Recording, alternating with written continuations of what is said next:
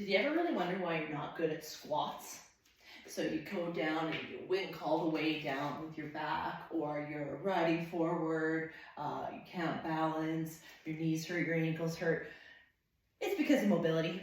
So, a couple things we're gonna do for that ankle mobility, for that knee mobility, and for the hip mobility to make you stronger. I'm gonna walk through them pretty quickly.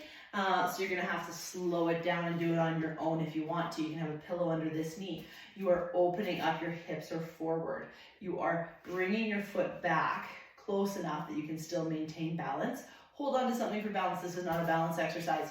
So you can use a chair, a ballet bar, a wall, anything to hold on to, and you are pressing your body forward. We're getting ankle mobility. So if your heel's coming off the ground, back up, because your heel has to stay on the ground, especially in a squat. You can do elevated heel squats if you want. I don't know how many times I'm gonna have a heel lift if I need to squat down and pick up my kid, a heavy hockey bag, something to help my husband carry something up the stairs. So I am going to work on my ankle mobility so that I can get down and nice and close to the ground without any type of support. So we're going to work on that ankle mobility, giving yourself anywhere from 2 to 3 minutes in that position. If you can handle it, take your time when you get back out of that position, because you will feel it. Both sides, obviously very important to do. The next is knee mobility. So a lot of times it's because the back of our knee is a little bit messed up. So what we're going to do is you're sitting on the ground, and you're going to press your heel, okay, into the ground to find where the best place for that yoga block to be, okay, sitting up nice and tall. If we can't sit in this position, use your hands. You will get to that place. I remember when I first started doing Pilates, I was like trying to sit up, and I was like this, and I was like, I think I'm working the wrong muscles incorrectly. So I spent a lot of time figuring out, which I'm showing you right now, how to get more mobile and strong in the joints that I needed to for normal everyday sitting and moving. You're going to lift this leg up, pushing the back of that hamstring into the yoga block.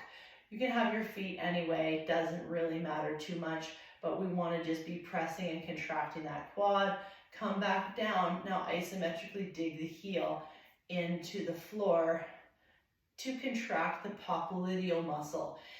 It is a muscle that gets a trigger point in it, and I have to release it on so many people before they can feel comfortable even doing a squat or a lunge or walking.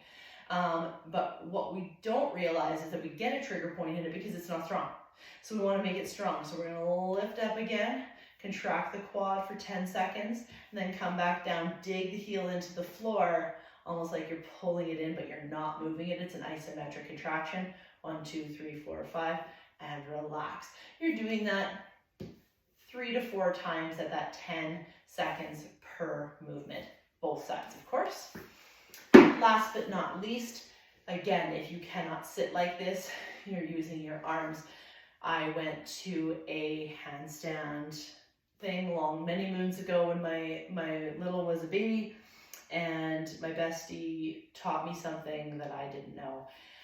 Hip flexor strength and mobility goes a long way in terms of all movements.